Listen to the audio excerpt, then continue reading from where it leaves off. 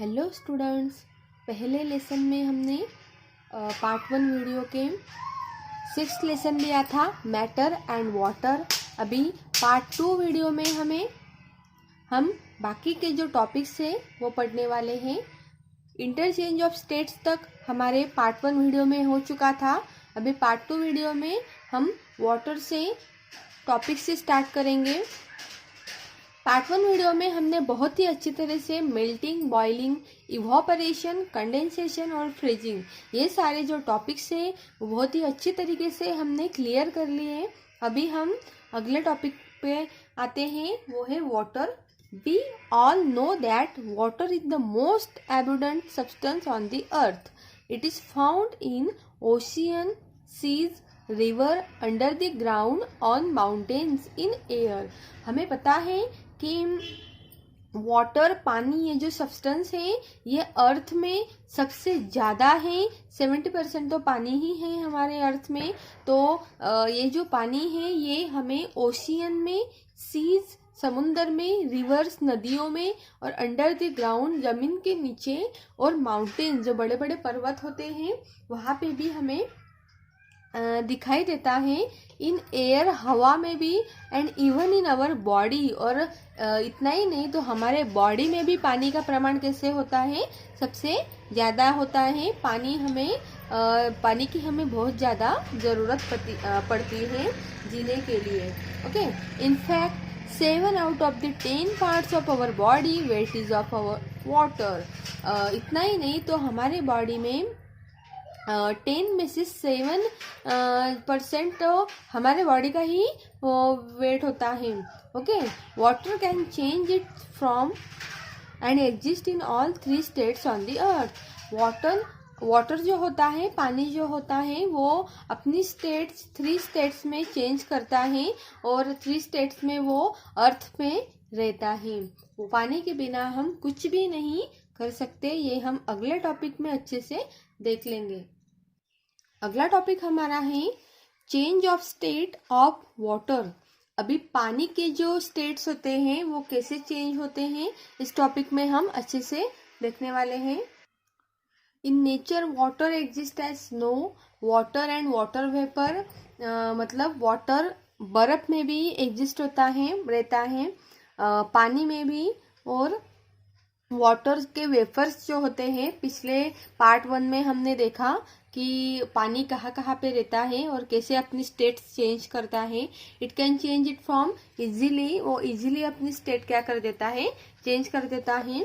Due to the heat of the sun, सूरज की heat से, गर्मी से, वाटर इन रिवर्स, नदियों का जो पानी होता है, और seas etcetera changes into water vapour.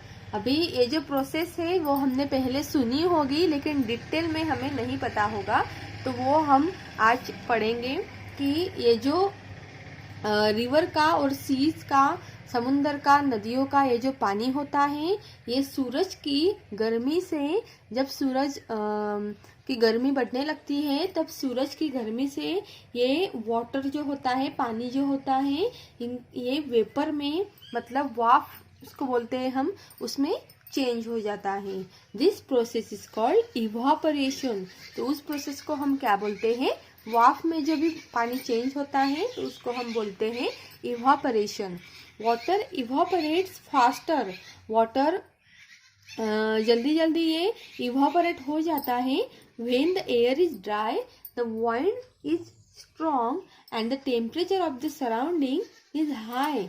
जब ड्राई एयर रहती है, हवा भी बहुत तेज से चलती है, और टेम्परेचर जो होता है सराउंडिंग का वो भी हाई होता है, तो क्या होता है, वाटर जल्दी जल्दी से क्या होता है, इवापोरेट होने लगता है। When water vapour go into the atmosphere. अभी ये जो वाटर वेपर है ये एटमॉस्फेयर में जब जाते हैं तो दे फॉर्म क्लाउड्स। तो क्लाउड्स, बादल जो होते हैं, उनमें वो चले जाते हैं। ओके, ये जो पानी के वेपर से हमने स्टार्ट किया था कि सन के हीट से पानी का इवापोरेशन होता है, और यही इवापोरेशन ड्राई एयर की वजह से जल्दी जल्दी होता है, और वो उसका टेम्परेचर हाई होने की वजह से वो जो वेपर्स है वो एटमॉस्फेयर में फैल जाते हैं और उनके क्या बन जाते हैं, क्लाउड्स, मतलब बादल। Okay, this water vapour cool, जब ये वाटर वेपर ठंडे हो जाते हैं, and come down as rain, तो वो बरसातों के दिनों में वो पानी गिर जाता है, तो इसको ही हम बरसात बोलते हैं। तो ये बरसात का पानी कहाँ से आता है, ये जो क्वेश्चन आज तक हमारे माइंड में घूम रहा था, तो ये आज क्लियर हो गया। This process of change of water vapour into water is called condensation. तो ये जो वाटर वेपर्स होते हैं ये वाटर में कन्वर्ट जब होते हैं, जब वाटर वेपर से वो फिर से पानी बन जाते हैं, तो उसको हम बोलते हैं condensation. Okay, sometimes water vapour also form snow, Frost, fog etcetera. तो बहुत बार ये जो वाटर के वेपर्स होते हैं तो ये बर्फ भी बनते हैं। जैसे फॉग, ठंडी में आपने देखा होगा कि सब जगह पे कैसा होता है, धुआं धुआं फॉग फैलता है, तो ये वही वाटर वेपर की वजह से होता है। When a thick cloud of water drops is formed immediately above the land or water, it is called fog. जब ये thick cloud मतलब बहुत ही बड़े जैसे जो क्लाउड होते हैं वाटर ड्रॉप्स के, वो पूरे जमीन पर या फिर पूरे पानी में जब फैल जाते हैं तो उसे क्या बोलते हैं, फॉग बोलते हैं, धुआं बोलते हैं। Okay, sometimes water vapour in the atmosphere condense and settle as droplets on the ground, we call this dew.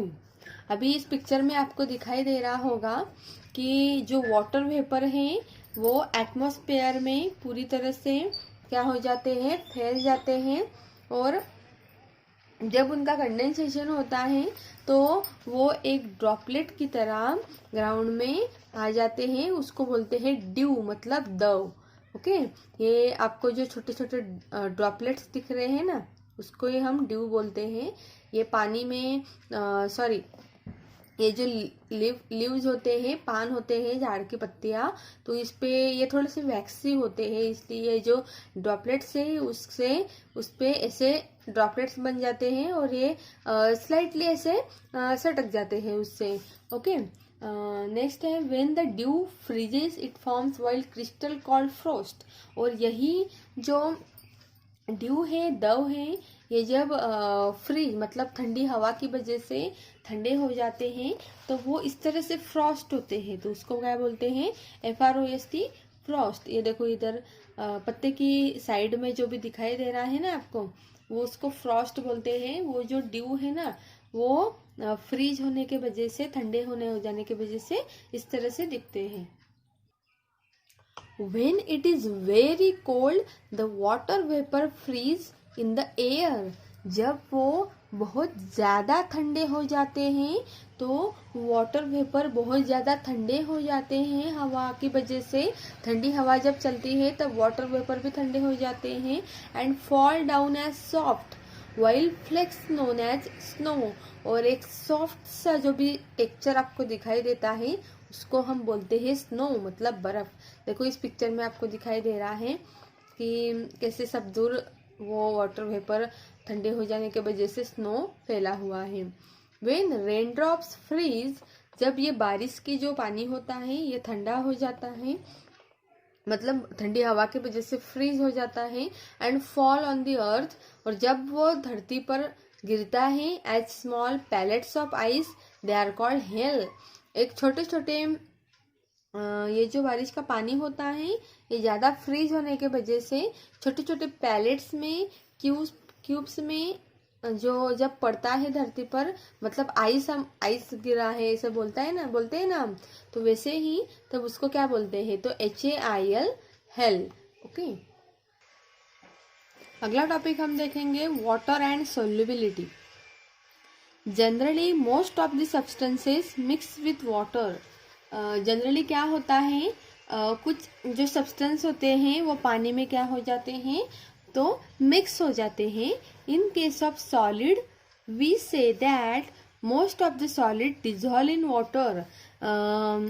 In case of solid, अभी आप सोचोगे सॉलिड पानी में कैसे डिजॉल्व होगा, तो हाँ, सॉलिड भी पानी में डिजॉल्व होता है और मोस्ट ऑफ दिस सॉलिड्स पानी में डिजॉल्व हो जाता है। However the easy with which solid dissolve in water varies greatly. तो इजी वे में, बहुत ही इजीली तरीके से सॉलिड जो होता है वो पानी में डिजॉल्व हो जाता है। The solid which dissolve in a liquid is called solute. और ये जो सॉलिड होता है जो हम पानी में उसको डिजॉल्व करने के लिए डालते हैं तो उसको क्या बोलते हैं हम, तो SOLUTE सोल्यूट बोलते हैं। Okay, while the liquid here water is called solvent.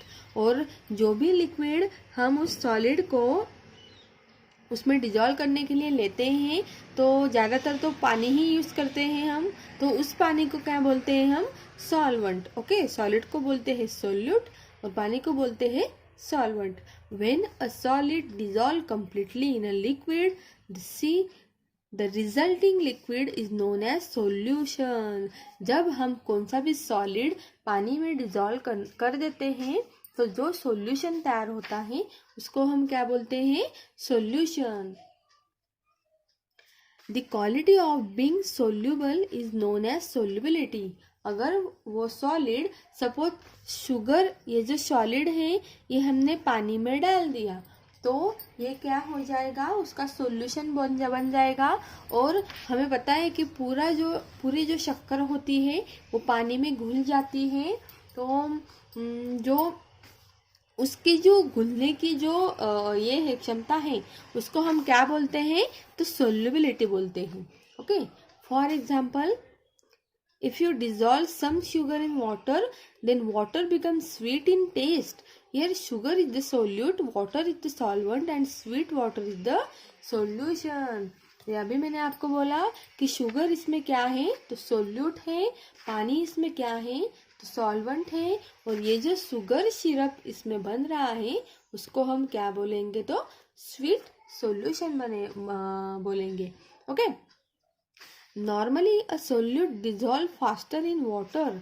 Normally जो सोल्यूट होते हैं वो पानी में जल्दी से डिजॉल्व हो जाते हैं, जैसे कि नमक भी अगर पानी में आप डाल दो तो जल्दी से क्या हो जाता है, वो डिजॉल्व हो जाता है। अगला टॉपिक हमारा है soluble and insoluble substances.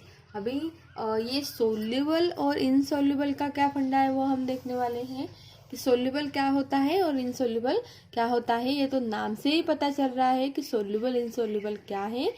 When you add a solid in a liquid, the solid will either dissolve completely in this liquid or it will not dissolve at all. Okay? Suppose आप एक solid को liquid में डाल देते हैं और वो solid उसमें कंप्लीटली डिजॉल्व हो जाता है, कंप्लीटली उसमें मिक्स हो जाता है। डिजॉल्व मतलब क्या होना, पूरी तरह से मिक्स हो जाना लिक्विड में, तो उसको क्या बोलते हैं हम, सोल्यूबल बोलते हैं। और अगर वो नहीं मिक्स हो रहा है तो उसको बोलते हैं हम insoluble substance. Okay, for example, if you add common salt in water, अगर आप हमारे घर का जो भी नमक होता है, सॉल्ट होता है, वो पानी में डाल देते हो और उसे वो कंप्लीटली उसमें डिजॉल्व हो जाता है तो क्या होगा ये। But if you add sand in water, पर अगर आप बाहर से कोई मिट्टी लाओगे, सैंड लाओगे, तो वो पानी में डाल दोगे तो क्या होगा, इट विल नॉट डिजॉल्व, वो पानी में मिक्स नहीं होगा। And it will settle down when you leave the water undisturb. जब भी आप उस पानी को एकदम शांत कर दोगे, उसे हिलाओगे नहीं, तब वो क्या दिखेगा आपको उसमें, कि वो सारी की सारी जो भी मिट्टी है, सैंड है, वो पानी में नीचे बैठ गई है और पानी क्या है, ऊपर है, वो उसमें मिक्स नहीं होती है।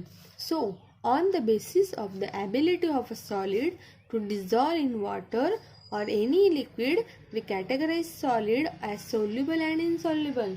उसे से हम कैटेगराइज कर सकते हैं कि वो जो भी सोल्यूट है, सॉलिड है, वो सोल्यूबल है या इनसोल्यूबल है। Okay, The substances which dissolve completely in water are called soluble substances. जैसे कि मैंने आपको बताया कि जो सब्सटेंस पानी में पूरी तरह से डिजॉल्व हो जाता है, पूरी तरह से मिक्स हो जाता है, उसे हम soluble substance बोलते हैं. जैसे कि सॉल्ट, नमक, शुगर और टर्मरिक, हल्दी या फिर शक्कर हो, ये पानी में क्या हो जाते हैं, मिक्स हो जाते हैं. और the substances which do not dissolve in water at all are called insoluble substance. और जो भी सब्सटेंस पानी में पूरी तरह से मिक्स नहीं होता उसको हम क्या बोलते हैं, तो इनसोल्यूबल सब्सटेंस बोलते हैं. जैसे कि सैंड, स्टोन और चॉक पाउडर, ये जो है ये सब्सटेंस पूरी तरह से पानी में मिक्स नहीं होते हैं. अगला टॉपिक हम पढ़ने वाले हैं purifying water. Okay, purifying water. We drink water which we obtain from rivers, lakes, wells, hand pumps, etc. अभी हम पानी पीने के लिए पानी कौन सा यूज करते हैं, तो जो पानी नदियों से आता है या फिर किसी तालाब से आता है या फिर किसी विहिर वगैरह से आता है या फिर हैंड पंप, जो हैंड पंप होता है उससे हम पानी आता है, वो हम क्या करते हैं, पानी पीते हैं. This water contains dust, germs and other impurities. तो इस वाटर में बहुत ही मिट्टी या फिर कोई जर्म्स या फिर इम्प्योरिटी भी हो सकती है. इम्प्योरिटी मतलब कुछ ऐसे सब्सटेंस जो हमारे शरीर के लिए हार्मफुल है. Okay, it should be purified before we use it for drinking and cooking. तो हमें उनको क्या कर लेना चाहिए, पीने से पहले प्यूरिफाई करना चाहिए, शुद्ध करने लेना चाहिए पीने के लिए और कुकिंग के लिए भी, खाना बनाने के लिए भी. We can purify water at home in the following ways. तो हम पानी को कैसे प्यूरिफाई कर सकते हैं, तो हम नीचे देखते हैं, कुछ पॉइंट्स दिए हैं. फर्स्ट पॉइंट हमें दिया है, some of the impurities present in water are insoluble in it. कुछ इम्प्योरिटीज जो होते हैं, कुछ इम्प्योरिटीज जो होते हैं मतलब ऐसे दूषित सॉलिड जो होते हैं वो पानी में इनसॉल्युबल होते हैं, मतलब मिक्स पानी में सोल्युबल नहीं होते हैं, विरघड़ना उसको बोलते हैं, तो वो नहीं होते हैं. They can be removed by allowing the water to stand undisturbed for some time. अगर हम पानी को कुछ देर ऐसे ही रहने दें, उसको पूरा शांत होने दें, हिलाए नहीं, तो वो जो इम्प्योरिटीज है वो क्या हो जाती है, नीचे बैठ जाती है. The insoluble substance will settle at the bottom of the container.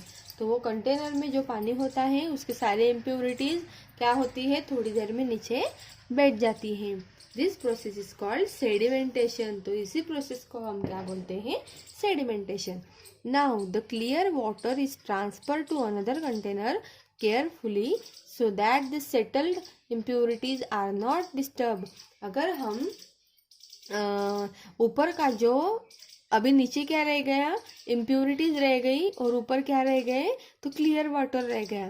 तो ये क्लियर वाटर अगर हम दूसरे कंटेनर में ट्रांसफर कर दें तो सारे इम्प्योरिटीज उसमें से चले जाएंगे. ओके, तो इस प्रोसेस को हम क्या करते कहते हैं, this process is called decantation. तो इस प्रोसेस को हम क्या कहते हैं, decantation. Okay, decanted water may not be very clear and fit for our use. तो डिकेंटेड मतलब जो नीचे रह गया हुआ गंदा पानी था, वो गंदा पानी क्लियर भी नहीं रहता है और हमारे लिए, हमारे यूज के लिए भी अच्छा नहीं होता है. इससे हमें शरीर में कुछ भी हार्म हो सकता है. अगला पॉइंट है हमारा, we can also remove the insoluble impurities from water by filtering through either a filter paper or very fine muslin cloth. Okay, हमने पानी को प्यूरिफाई करने की एक प्रोसेस तो देख ली। अभी दूसरी प्रोसेस ये है कि पानी को फिल्टर करने के लिए हम फिल्टर पेपर का यूज़ कर सकते हैं, ओके। और या फिर किसी फाइन मुस्लिन क्लॉथ का, कपड़े का भी यूज़, एकदम बारीक कपड़े का भी यूज़ कर सकते हैं, जिससे हमारी जो सारी इम्प्योरिटीज़ हैं वो निकल जाए। The impurities are left behind on the filter paper और on the cloth and clean filter water is obtain. जब हम वो फिल्टर पेपर लगाएंगे, इस पिक्चर में दिखाया है, या फिर फिल्टर क्लॉथ लगाएंगे, तो हम वो जो सारी इम्प्योरिटीज हैं वो उस पर चिपक जाएगी और हमें क्या मिलेगा, अच्छा पानी मिलेगा। The best and safest method of water purification is boiling. अभी अगली मेथड हम देख रहे हैं बॉइलिंग की, कि हम पानी की प्योरिफिकेशन के लिए हम पानी को उबाल भी सकते हैं। We should boil water for at least 10 to 15 minutes to kill all the germs present in it. अगर हम पानी को 10-15 मिनट के लिए भी उबाल लें तो क्या होता है, उसमें जो जर्म्स हैं सारे मर जाएंगे। The boiled water should be stored in a clean and covered vessel.